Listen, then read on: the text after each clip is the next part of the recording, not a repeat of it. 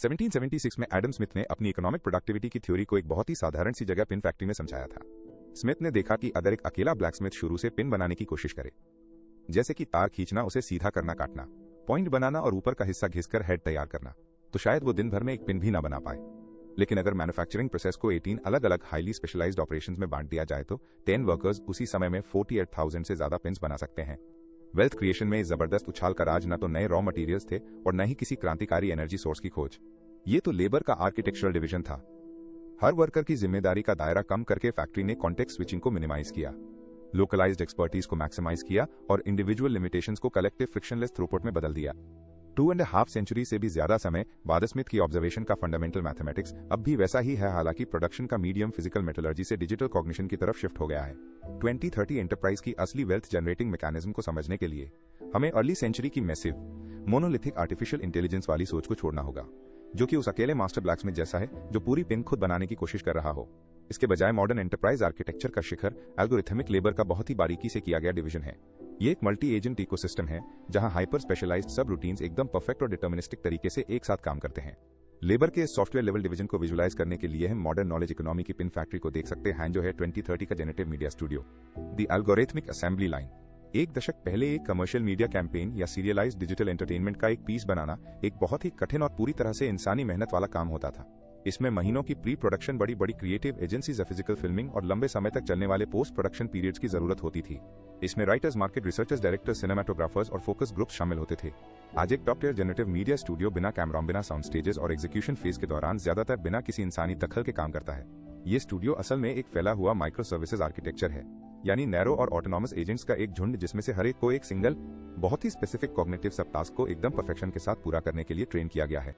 2030 में एक डायनामिक और hyper personalised digital media campaign का प्रोडक्शन किसी क्रिएटिव ब्रीफ से शुरू नहीं होता, बल्कि एक ऑटोमेटेड मार्केट सिग्नल से शुरू होता है।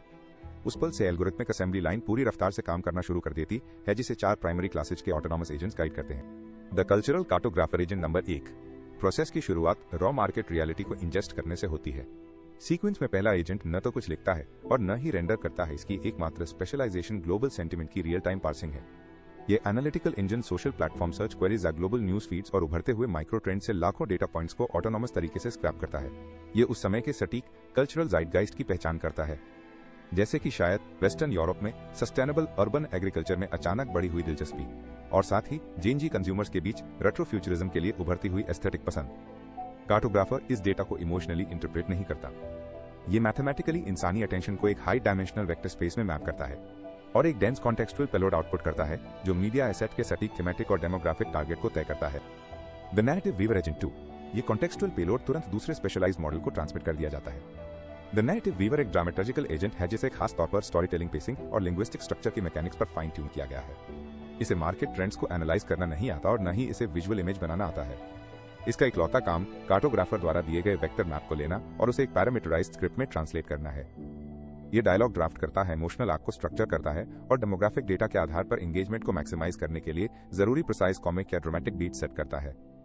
चूंकि ये हाइपर स्पेशलाइज्ड है, इसलिए ये सिर्फ एक स्क्रिप्ट नहीं बल्कि हजारों माइक्रो वेरिएशंस एक साथ जनरेट करता है, जिनमें से हर एक को अलग अलग जियोग्राफिक रीजन्स और व्यूअर अटेंशन स्पैन के हिसाब से थोड़ा थोड़ा एडजस्ट किया जाता है।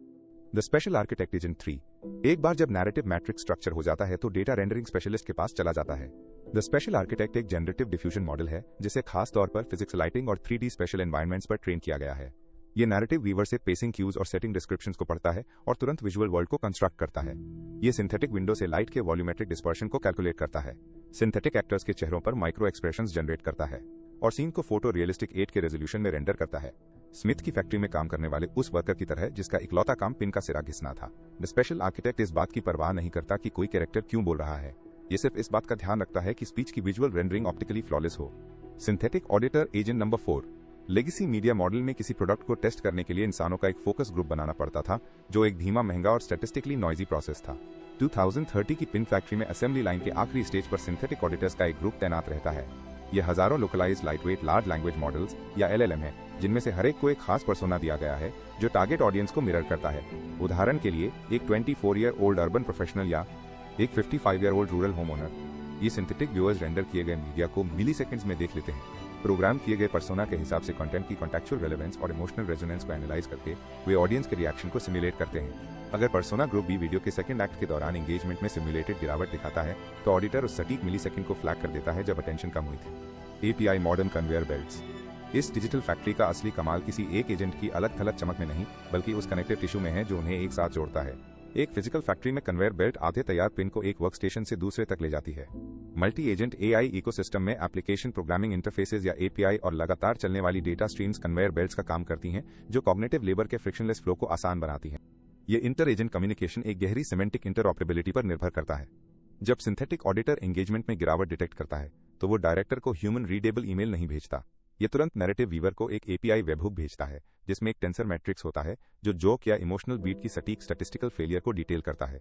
नैरेटिव वीवर अपने आप डायलॉग को रिकैलकुलेट करता है और एक रिवाइज्ड नैरेटिव स्ट्रिंग को स्पेशल आर्किटेक्ट के पास भेज देता है। आर्किटेक्ट नए ऑडियो से मैच करने के लिए लाइटिंग और कैरेक्टर एक्सप्रेशंस को री-रेंडर करता है और रिवाइज्ड वीडियो फाइल को वापस ऑडिटर के पास भेज देता है।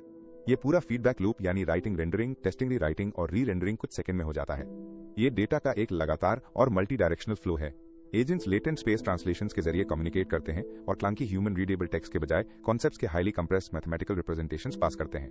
ये उस ट्रांसलेशन टेक्स्ट को खत्म करता है जो ह्यूमन ऑर्गेनाइजेशंस को परेशान करता है, जहां एक विजुअल कॉन्सेप्ट को राइटर को समझाने या एक नैरेटिव कॉन्सेप्ट को विजुअल आर्टिस्ट को समझाने में बहुत ज्यादा एनर्जी बर्बाद होती है।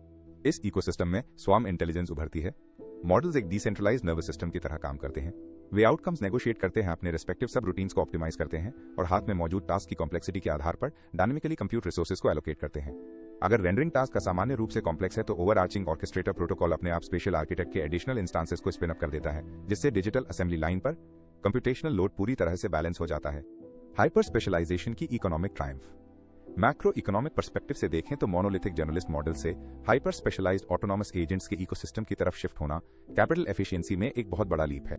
आर्टिफिशियल इंटेलिजेंस के शुरुआती दिनों में टेक्नोलॉजिस्ट्स एक single omnipotent artificial general intelligence या AGI का सपना देखते थे जो एक साथ स्क्रिप्ट लिख सके, वीडियो रेंडर कर सके और मार्केट प्रिडिक्ट कर सके। हालांकि एंटरप्राइज इकोनॉमिक्स ने जल्दी ही इस अप्रोच की कमी को उजागर कर दिया। एक रेंडर्ड शैडो की फिजिक्स चेक करने जैसे छोटे से काम के लिए multi trillion parameter journalist model चलाना कंप्यूटेशनली वेस्टफुल है। ये एक वर्ल्ड रेनाउंड न्यूरोसर्जन को बैंड एड लगाने के लिए हायर करने जैसा है। रिसोर्स जरूरत से ज्यादा क्वालिफाइड है और ऑपरेशन की कॉस्ट बहुत ज्यादा है। कॉग्निटिव लेबर को डिवाइड करके 2030 एंटरप्राइज अपने कंप्यूट एक्सपेंडिचर को मिनिमाइज करती है।